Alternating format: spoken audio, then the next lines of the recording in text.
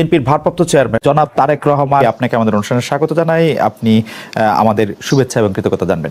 আর আমাদের সঙ্গে আরো আছেন জাতীয় নাগরিক পার্টির মুখ্য সমন্বয়ক জনাব নাসিরউদ্দিন পাটোয়ারী। জনাব নাসিরউদ্দিন পাটোয়ারী, আপনাকে আমাদের অনুষ্ঠানে স্বাগত জানাই। আপনি আমাদের সময় দিয়েছেন, সেই জন্য আপনাদেরকে শুভেচ্ছা।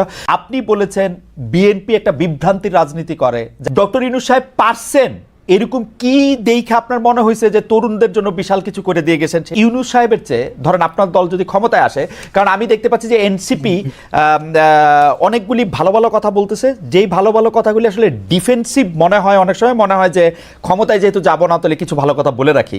সেই হিসাবে আপনাকেও একটু প্রশ্ন করতে চাই যে আপনাদের দল ক্ষমতায় যদি আসে তাহলে ডক্টর ইউনূসের চেয়ে ভালোভাবে দেশ চালাতে পারবেন কিনা?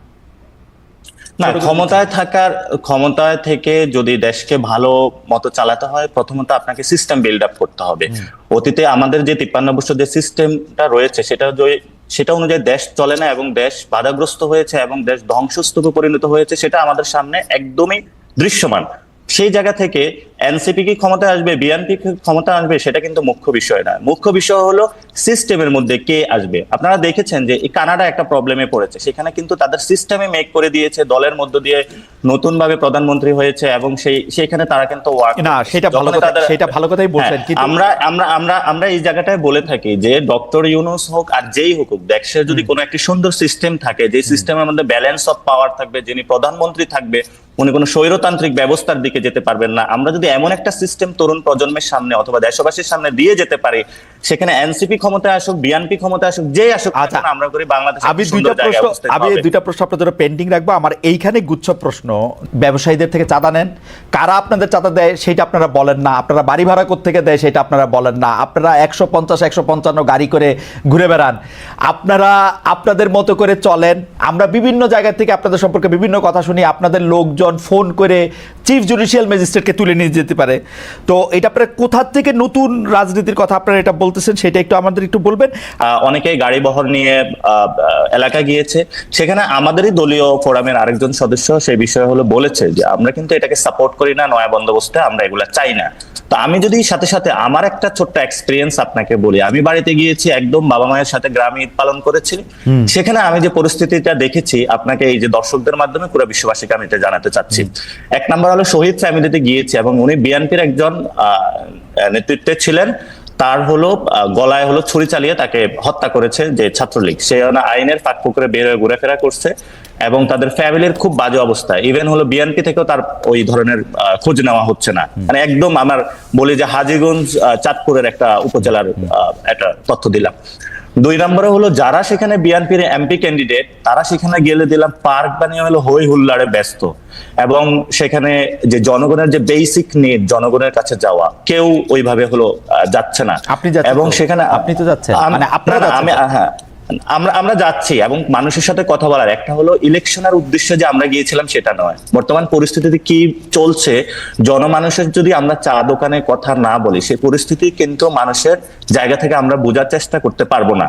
এবং সেখানে আমরা যখন একদম প্রান্তিক লেভেলে গ্রামে গিয়ে কথা বলেছি, সেখানে আমরা দেখেছি মানুষের ক্ষেত্রে যখন সার্টিফিকেট এখনো অ্যাপ্রুভ করতে যায়, সেখানে কিন্তু যারা আগের টার্মের আওয়ামী লীগের এখনো কিন্তু লোকাল গভর্নমেন্টের তারা রয়ে গিয়েছে এবং তাদের নিয়ে স্থানীয় যিনি সংসদ সদস্য, মানে ভবিষ্যতে যে কোনো দলের বড় দলের আসবেন, তারা কিন্তু প্রতিনিয়ত মিটিং করছেন। তো আমরা যেমন গাড়ি বহর দেখতেছি প্রান্তিক লেভেলে, আমাদের যারা গ্রামে গিয়েছে, বিভিন্ন গঞ্জে গিয়েছে, মানুষের সাথে কথা বলেছে, এমন ধরনের অসংখ্য স্টোরি আপনাদের সামনে উঠে আসবে। এবং আমরা সেখানে গিয়েছিলাম, গতকালকে আমাদের অফিসে একটা ছেলে এসেছিল, সেখানে সংঘবদ্ধভাবে 35 জনের একটা চক্র বাসায় যখন গিয়েছে, চাঁদা না পেয়ে তার উপরে সংঘবদ্ধভাবে চক্র তার উপরে হামলা চালিয়েছে। তার স্ত্রীর বাচ্চা ছিল গাড়িতে, গলার চেইনটা কেড়ে নেওয়া হয়েছে এবং বাচ্চা যখন গাড়িতে ছিল বলছে গাড়ি পেট্রোল দিয়ে জ্বালিয়ে দিবে। সে গতকালকে অফিসে এসে এগুলো তো আপনাদের জন্য সুখবর, আপনারা তো এর সুফল পাবেন, মানে এটাতে আপনারা না, আমরা একটা যে সুফল পাবো, কিন্তু স্টেট লেভেলে যখন একটি দল কেন্দ্রিক এইসব ব্যবস্থা থাকে, তখন গিয়ে আপনি যখন আইন শৃঙ্খলার কথা বলবেন, তখন এটা একটু টাফ সিচুয়েশনের মধ্যে পড়তে হয়। অথচ যখন আপনি ফিউচার দল হিসাবে আপনি জনগণের সেবা দেওয়ার জন্য চিন্তা করছেন ভোটারের কাছে যাবেন, তখন যখন আমরা এই পরিস্থিতিগুলো দেখি তখন আপনি কতটুকু সংস্কার প্রক্রিয়ার মধ্য দিয়ে যাবেন সেটার সম্পর্কে আমরা দ্বিধান্বিত, 1 নাম্বার। 2 নাম্বার জিনিস হলো আপনি সারফেস লেভেলে বললেন সংস্কার এত পার্সেন্ট, আপনি সংবিধান সংস্কার প্রশ্ন হলো আপনি নিশ্চুপ থাকলেন। সেখানে আপনি দেখালেন যে দলীয় প্রধান যিনি উনি কিন্তু হলো প্রেসিডেন্টের সাথে পরামর্শ করে, প্রেসিডেন্ট তার সাথে পরামর্শ করে আবার বিচার বিভাগে দিচ্ছে, নির্বাহী বিভাগ দিচ্ছে, লেজিসলেটিভ আইনসভার মধ্যে দিচ্ছে, এবং এটা তো ঈশ্বরের চেয়ে বড় শক্তিশালী সে হয়ে উঠতেছে।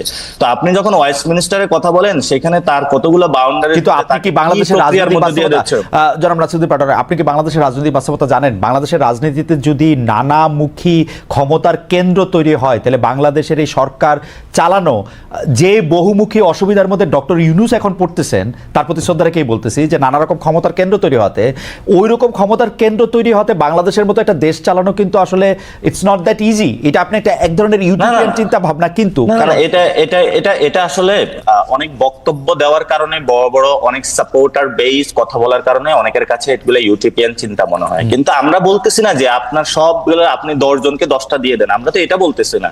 আপনি ব্যালেন্স অফ পাওয়ার করেন, আপনার জবাবদিহিতার জায়গাটা কোথায়? আপনি সংসদে যখন যাচ্ছেন তখনও জবাবদিহিতা নেই, বিচারালয়ে যাচ্ছেন জবাবদিহিতা নেই, আপনি যখন নির্বাহী বিভাগে, আপনি আমাকে এক্স্যাক্টলি বলেন তো ডক্টর ইউনূসের জবাবদিহি কার কাছে আছে?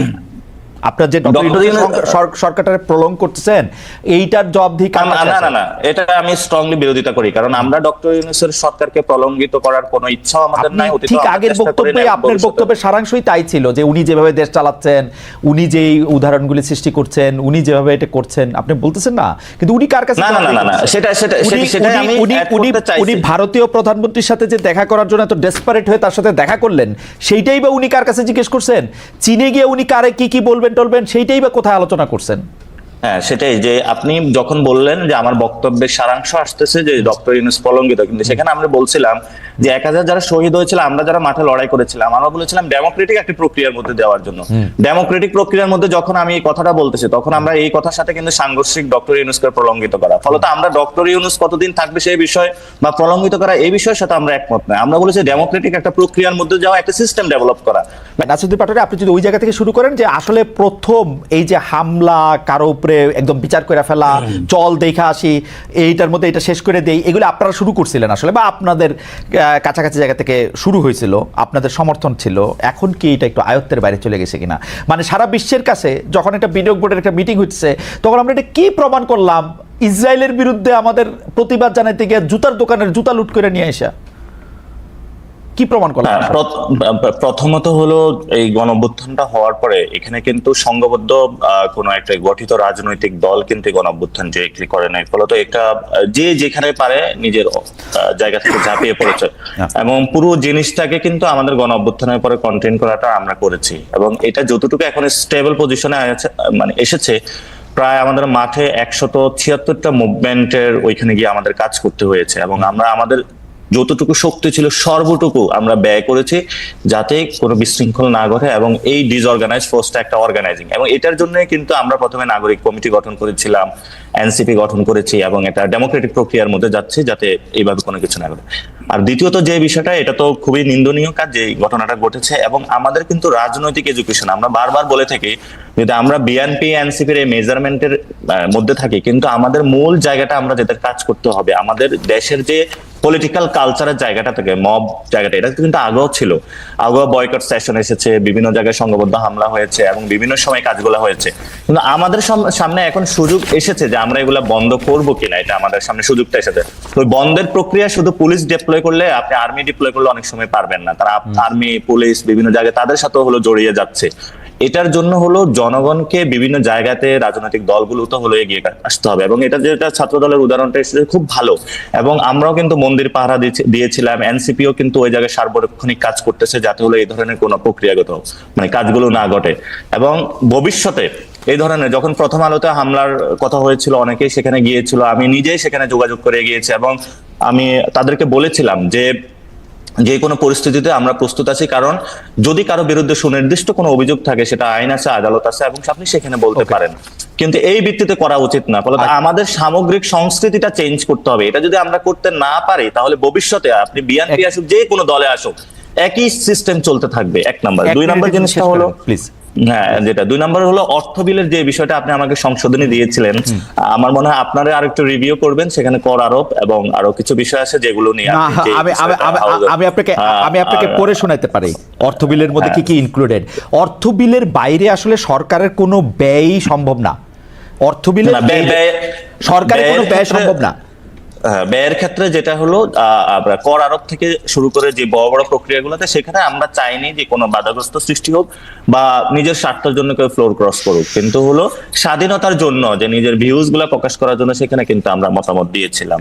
মানে আপনারা অর্থ বিলের ব্যাপার তো আমি আবার বলি, সরকারি দলের সংসদ সদস্য বা সরকারি দলের মন্ত্রীরা যে বিল উত্থাপন করবেন সবগুলো অর্থ বিল হইতে বাধ্য, কারণ সেটার সাথে টাকা পয়সা সব, মানে আপনি টেকনিক্যালি আমি বলি, আপনি এটা ছাপায় আনবেন তো তখনই এটার সাথে টাকা পয়সা ইনভলভ হয়ে যাবে। আপনি অর্থ বিল ছাড়া সরকার কোনো বিল করতে পারবে না, সবই অর্থ বিল করতে পারবে না, সবই অর্থ বিল, একটা হাউস অ্যালাউন্স থেকে। হ্যাঁ, যখন আপনি বলেন অর্থ বিল করতে পারবে না, তখন হচ্ছে আসলে প্র্যাকটিক্যালি কিছু করতে পারবে না আর কি, মানে প্র্যাকটিক্যালি কিন্তু হলো তার ভিউজ গুলা এখন যেটা হয় আমাদের মানে দাঁড়ায় থেকে আপনাকে একটু নিন্দামন্দ করতে পারবে যে আমাদের মন্ত্রী নাসিরউদ্দিন পাটোয়ারি এটা ভালো কাজ